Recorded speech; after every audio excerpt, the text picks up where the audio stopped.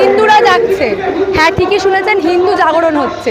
একাধিক ঘটনা হয়ে চলেছে পশ্চিমবঙ্গে, বিভিন্ন ঘটনা ঘটেছে। তবে আজকে যে বিষয়টা আপনাদের সামনে তুলে ধরবো, দ্য গ্রেট ক্যালকাটা কিলিংস, 16ই আগস্ট 1946-এর সেই মর্মান্তিক হিন্দু গণহত্যা। ঠিক সেই কথা ভুলে যায়নি হিন্দুরা।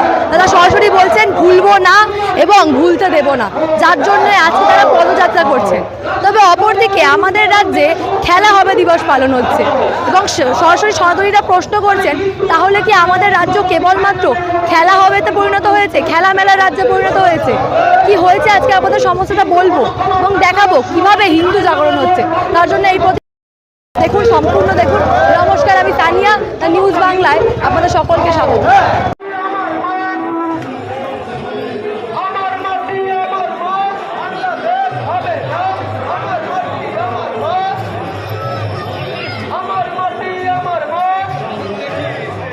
গ্রেট ক্যালকাটা কিলিং, সেই হিন্দু নিধনের ঘটনা যা আজকের দিনে 16ই আগস্ট 1946-এ হয়েছিল, যেখানে নির্মমভাবে হিন্দু গণহত্যা করা হয়েছিল, যার কথা আপনি আমরা প্রত্যেকেই শুনেছি। এখনো পর্যন্ত বিভিন্ন জায়গায় সেই মর্মান্তিক ঘটনার কথা মনে করে গল্প করা হয়, সেই কথাগুলো আমাদেরকে বলা হয়। তবে আজকের দিনে দাঁড়িয়ে আমাদের রাজ্যে সেই শোকের দিবসের দিনকে পালন করা হচ্ছে খেলা হবে দিবস। আচ্ছা, আমাদের রাজ্য কি তাহলে খেলা মেলায় পরিণত হলো? না, এই প্রশ্নটা আমি করছি না, করছেন আমাদের রাজ্যের সনাতনীরা। সরাসরি প্রশ্ন করছে যে আমাদের রাজ্যে কেবলই কি খেলা মেলা গুরুত্বপূর্ণ, আর কিছু কি গুরুত্বপূর্ণ নয়? যেখানে গ্রেট ক্যালকাটা কিলিংসের মতো এত শোকাহত একটা ঘটনা, যার জন্য মানুষ আজও সেই একেবারে শোকাহত সেই ঘটনাকে মনে করেন এবং সেই মর্মান্তিক ঘটনার দিনেই খেলা হবে দিবস পালন করা হবে। কি বলছেন সনাতনীরা, একবার শোনাবো। আজকের যে আঘাত আছে আমাদের হিন্দুদের উপর আঘাত আছে, কারণ আমরা হিন্দুদের ধর্ম শিখায় শান্ত, হিন্দুদের ধর্ম শান্ত, জ্ঞান বিবেক বৈরাগ্য ভক্তি শ্রদ্ধার উপরে আমরা কিন্তু সাধনায় আছি। সেই জায়গাটাকে নষ্ট করে, সেই জায়গাটাকে প্রলোভনের জন্য, নিজের অস্তিত্ব বাঁচাবার জন্য কিছু সম্প্রদায়কে মাথায় তুলে রেখে দিয়েছে। সেই মাথায় তুলে রাখা তার ছিটের জন্য। কোনোদিন সত্য কোনোদিন হাজারো মিথ্যে দিকে ছাপানো যাবে না। উনি যা মিথ্যাচার করে এই আমার বাংলাটাকে যেভাবে টুকরো করছে, যে বাংলাটাকে উপরে অশান্তি আনছে, কিসের জন্য? নিজের চেয়ারটাকে রক্ষা করার জন্য। এক সম্প্রদায় আমাদের ভাই আছে, তাদের উল্টা পাল্টা মন্তব্য দিয়ে তাদের একঘর করে রেখেছে।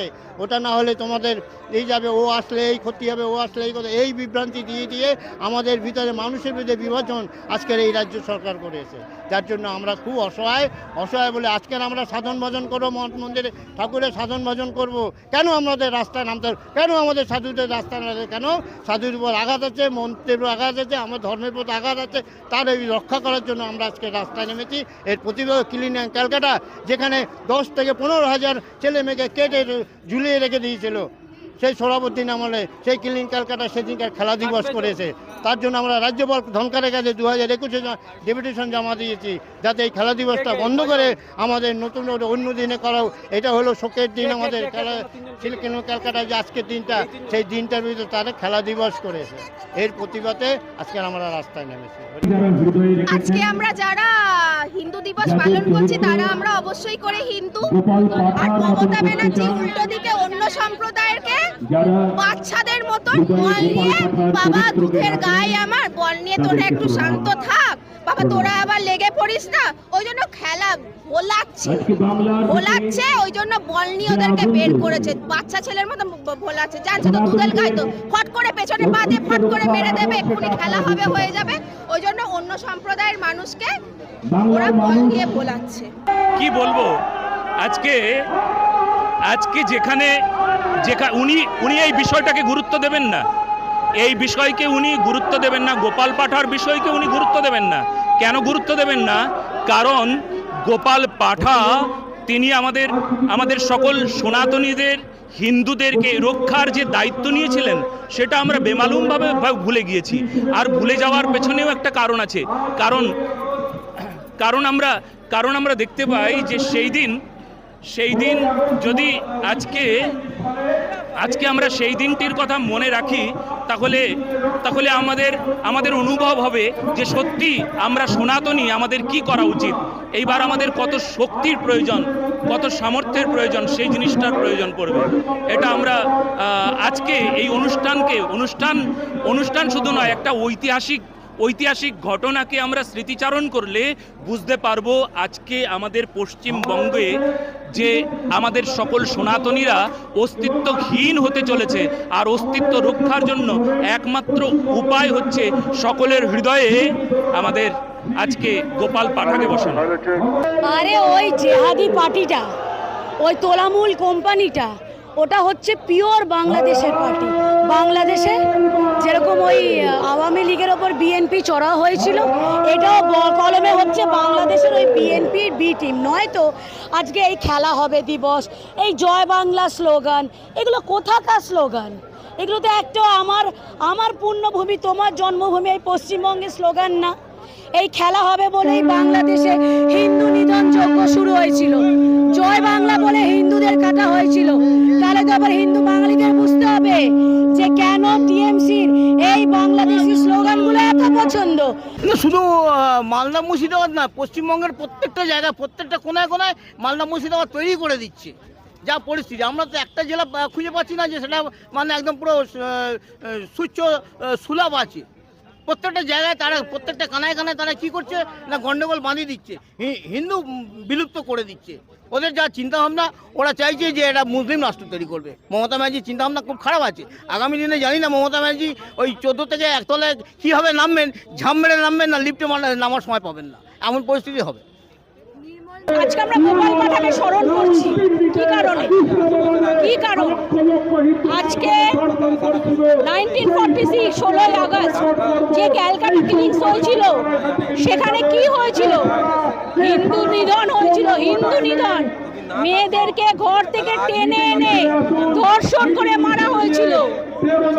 আর আজকের দিনটাকে স্মরণ করার পরিবর্তে অশিক্ষিত টিএমসি খেলা দিবস পালন করছে। খেলা দিবস কোন মুখে আপনারা খেলা দিবস পালন করেন? কোন মুখে?